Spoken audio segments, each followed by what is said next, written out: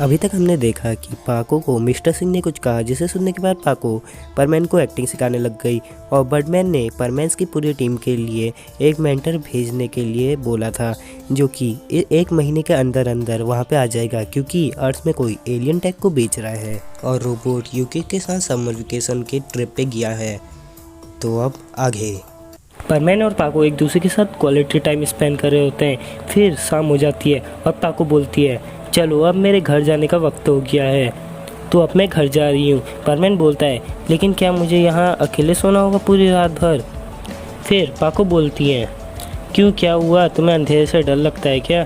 परमैन बोलता है, नहीं ऐसी बात नहीं है। फिर पाको बोलती है, ठीक है, मैं भी आज यहीं सोऊंगी, लेकिन मुझे खाना लेने के लिए घर तो जाना ही होगा, इसलिए मैं अभी जा रही हूँ। परमैन बोलता है, मेरी वजह से तुम्हें बहुत दिक्कत हो रही है ना?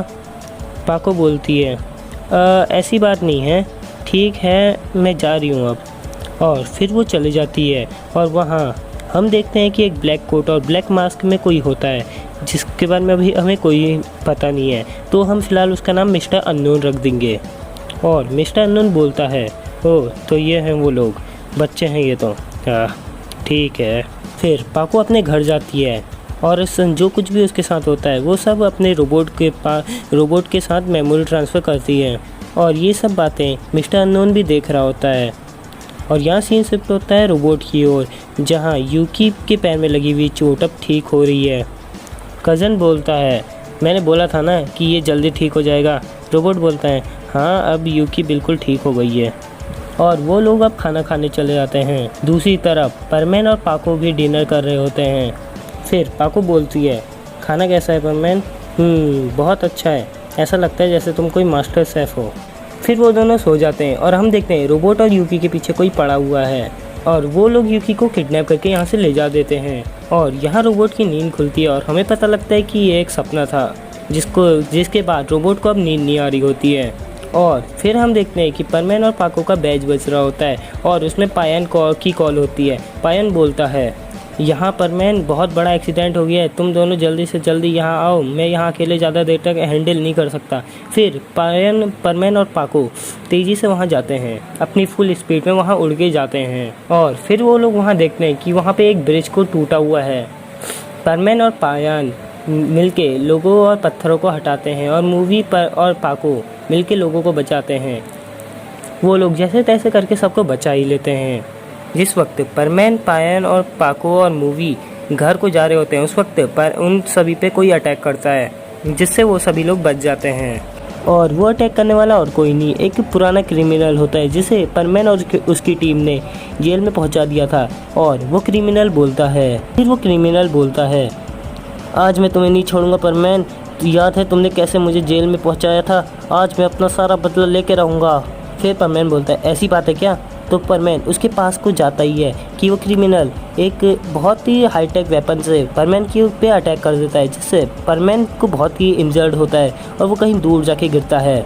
फिर बचे हुए परमैन्स भी वो परमैन जो नंबर 1 के पास जाते हैं कि वहाँ पे वो क्रिमिनल एक और अटैक कर देता है, जिससे सभी के सभी परमैन इंजर्ड हो जाते हैं। फिर वो क्रिमिनल बोलता है कि परमैन, तुम्हारी वजह से मैं जेल में गया था ना, ये तो अभी कुछ नहीं है, अभी मैं इस पूरे वर्ल्ड पे दिखाऊंगा कि आखिर मेरी ताकत क्या है इस नए वेपन के साथ। ये तो अभी इसका नॉर्मल ईजी मोड ही था, अगर तुम इसी से इतने कमज़ोर हो गए तो अब मैं इसे नॉर्मल मोड में रख के देखता हूँ, अब देखते हैं तुम्हें कौन बजाता है परमैन।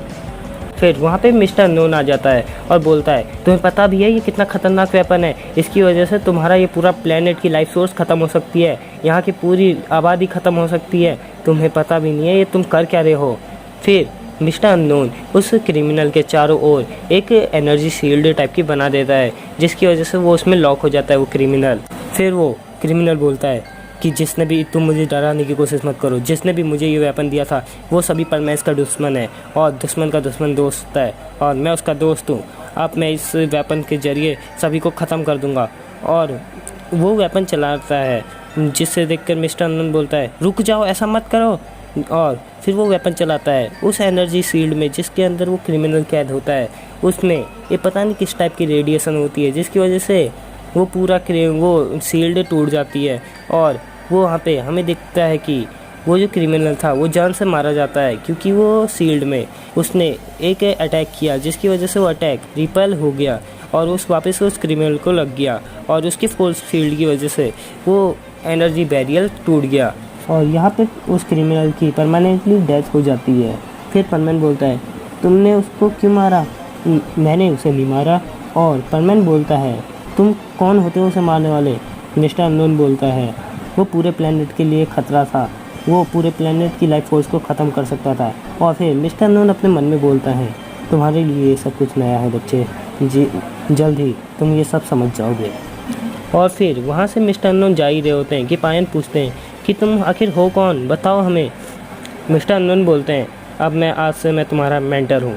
और ये कह के वो वहाँ से चला जाता है। और अब परमैन पाको वापस उसके हवेली में आते हैं जहाँ उन्होंने साफ़ सफाई की थी। तो वो लोग वहाँ देखते हैं कि वहाँ पे उनका मेंटर या फिर कह लो मिस्टर अननोन बैठा था।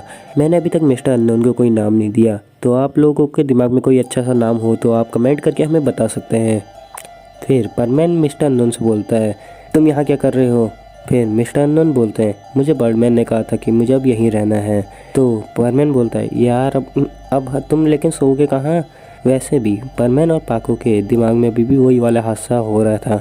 फिर मिस्टर अननोन उनसे बोलते हैं कि भूल जाओ उस हादसे को, वो थोड़ी देर पहले हो चुका है, अब उसे दोबारा याद करने का कोई फ़ायदा नहीं है। और वो दोनों के बदन में जितनी भी चोट लगी हुई थी तो उसे मिस्टर अननोन ठीक कर देते हैं। और फिर वो वहाँ पे से चले जाते हैं और पायन और मूवी के पास जाते हैं और उन्हें भी वो दवाई लगा देते हैं जिससे वो दोनों भी कुछ ही देर में ठीक हो जाते हैं। फिर हमें दिखाया जाता है कि रोबोट अभी तक सोया नहीं होता है। फिर वो बोलता है, हाँ मुझे यही करना होगा, ऐसा रोबोट बोलता है। तो अब मिस्टर अननोन वापस वहाँ पे आते हैं और बोलते हैं, यार मुझे बहुत ही भूख लग रही है, अब मेरे लिए कोई खाना तो लेके आओ। परमैन बोलता है, इनकी बड़ी अलग दादागिरी चल रही है। मिस्टर अननोन अपने हाथ में लगा हुआ एक बैंड में चेक करते हैं कि कहाँ कहाँ पे एलियन टक की मात्रा पाई गई है, मतलब उसके सिग्नल्स कहाँ कहाँ पे पाए गए हैं। फिर पाको बोलती है, चलो फिर अब परमैन तुम्हारे साथ सोने के लिए ये मिस्टर अननोन है, तो फिर अब मैं यहाँ से जा रही हूँ। तो फिर परमैन बोलता है, क्या मैं तो इन्हें अच्छी जगह से जानता भी नहीं हूँ। तो फिर पाको ये कह के वहाँ से चले जाती है। मिस्टर अननोन बोलता है, चलो फिर अब सो जाते हैं। फिर परमैन और मिस्टर अननोन सो जाते हैं और पाको अपने घर को जाती है। घर में जाने के बाद पाको अपने रोबोट को उठाती है और सारी बात बताती है। और वहाँ पे मिस्टर अननोन आ जाते हैं और बोलते हैं, लगता है तुम्हें नहीं पता कि मिस्सू और उसके रोबोट का माइंड एक ही जैसा है। अब जैसे ही मिस्सू और उसका रोबोट एक दूसरे से अपना फॉरहेड टच करेंगे, उन दोनों की मेमोरी आपस में ट्रांसफ़र हो जाएगी और फिर क्या पता वो यूकी को ज़्यादा पसंद करे। मैंने देख रखा है कि परमैन का रोबोट यूकी को ज़्यादा पसंद करता है। ये असल में उस रोबोट का एक ग्लिच है। ये सुनने के बाद पाको टेंशन में आ जाती है और बोलती है, लेकिन इसका कोई ना कोई सॉल्यूशन तो होगा। फिर मिस्टर अननोन बोलते हैं, इसके बारे में बर्डमैन को पता होगा। और मिस्टर अननोन अपने मन में सोचता है, क्या पता ये बर्डमैन का ही कोई प्लान हो। और यहाँ पे हमारा ये वाला पार्ट ख़त्म होता है। ये वाला पार्ट कैसा लगा ये आप कमेंट करके बता सकते हैं और वीडियो को लाइक करके भी चैनल को सब्सक्राइब कर दीजिए नया पार्ट देखने के लिए। और प्रीवियस पार्ट यहाँ पे शो हो रहे होंगे, एक या तो प्रीवियस पार्ट या नेक्स्ट पार्ट यहाँ पे शो हो रहे होंगे और पूरी की पूरी प्लेलिस्ट भी। तो तब तक के लिए गुड बाय और ये वाला नेक्स्ट पार्ट देखिए।